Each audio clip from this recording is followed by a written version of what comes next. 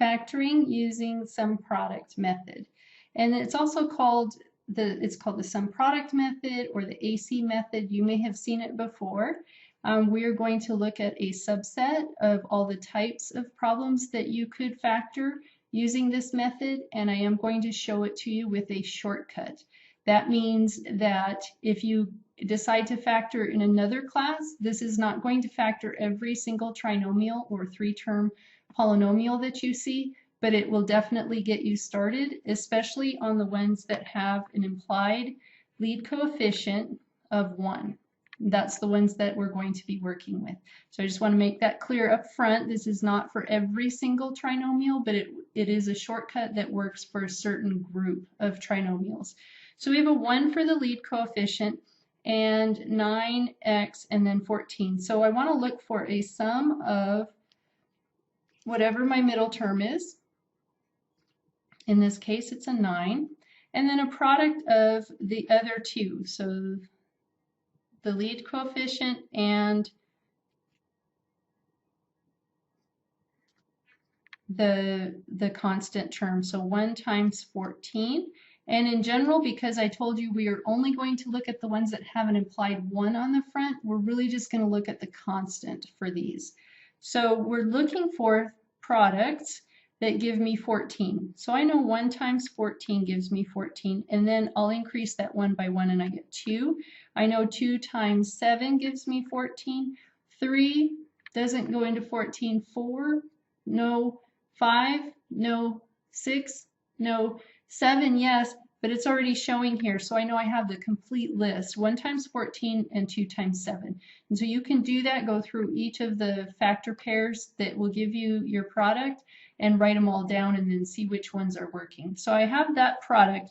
The next thing I need to do is look for which two add up to the sum I need. And the sum I need is 9. So I'm looking at 1 plus 14. And that's 15, that's not 9. And then 2 plus 7, and that is 9. So that means this is the pair I need. And here's the shortcut. We're skipping over some steps that you would have to do for other polynomials. But this one, because we have that lead coefficient of 1, we can go straight to factor pairs. So we say x plus 2 times the quantity x plus 7. And that's because this was a positive 2 and a positive 7, and we'll write them down just like that. And what we're going to do next is check them so that we can be sure that what we're doing is correct. So we have x plus 2 times x plus 7. And I'm going to show you, like I did on the last lesson, distribute that x plus 2 to both terms. So I have x times x plus 2 plus 2 times, plus 7 times the x plus 2, and then one more distribution here because we want to come out with a distributed, completely distributed form. So we'll see.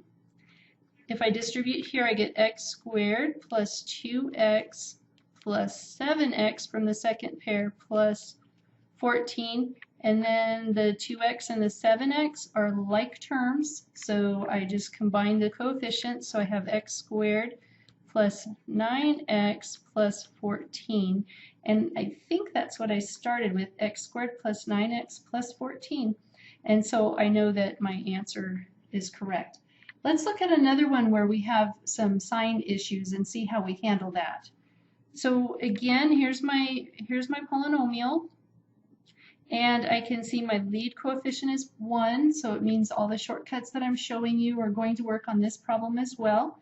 My sum is that middle term, so the 2, just the number, I don't need the variable. And then my product, remember that 1 that's implied out front, and then the negative 8, so I have a product of negative 8.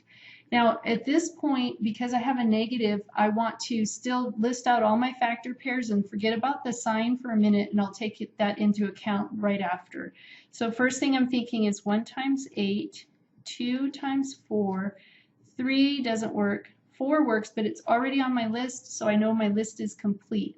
Now, once my list is complete, I'm going to go back and think about the sign. I want a negative product, and when I add the 2, I want the sum to be positive. So I can check some stuff out and see how it goes. If I put the negative on the smaller number, I'll see what happens there. And if I'm really not sure, then what I would do is also put the negative on the larger number and see what happens with my sums. So first, the negative 1 plus 8, that's going to give me a positive 7.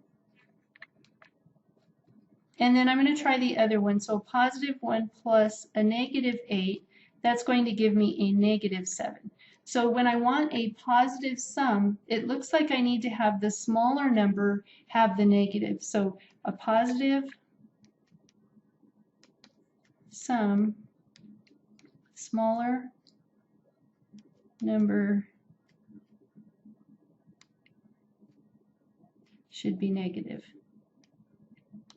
Okay, and the opposite if I want to have a negative sum, make the larger number negative, because that's where we got the negative 7. Now let's check the other pair because it looks like that's my solution. So negative 2 plus 4, that's going to give me a positive 2, and this is the pair I need then. This 2 times negative 4 still gives me negative 8, but when I add it, I get a negative 2, so that's not my pair definitely. So I want you to notice what we're doing with the signs here, because that's very important for you to make sure you get your factor pairs with the correct signs.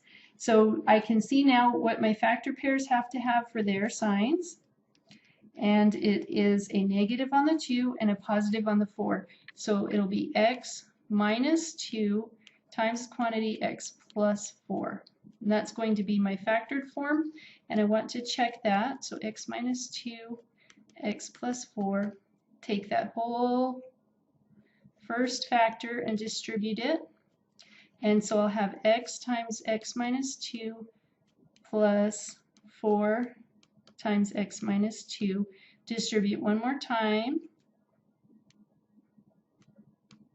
And I get x squared minus 2x plus 4x minus 8. And then combine those like terms in the middle. X squared plus 2x minus 8. And that's what I started with, so I've checked my solution.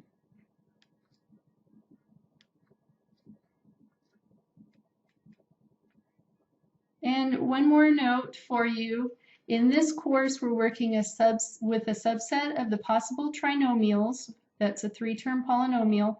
And this method of factoring that I'm showing you with the shortcut that I'm showing you only works if you have a lead coefficient of 1. So if you have a different lead coefficient, there's a little bit more work that you have to do, and the method that we're using here is not going to work, just so you know. And that other kind of factoring with the lead coefficient that's not 1 is not in the scope of this course, so we're not going to deal with those at all. Okay, so when you have a polynomial that you're trying to factor, first thing you want to do is see if you can factor out a greatest common factor. Next thing you want to do is, if it's 3 terms, you want to use SumProduct on it. So let's try some out.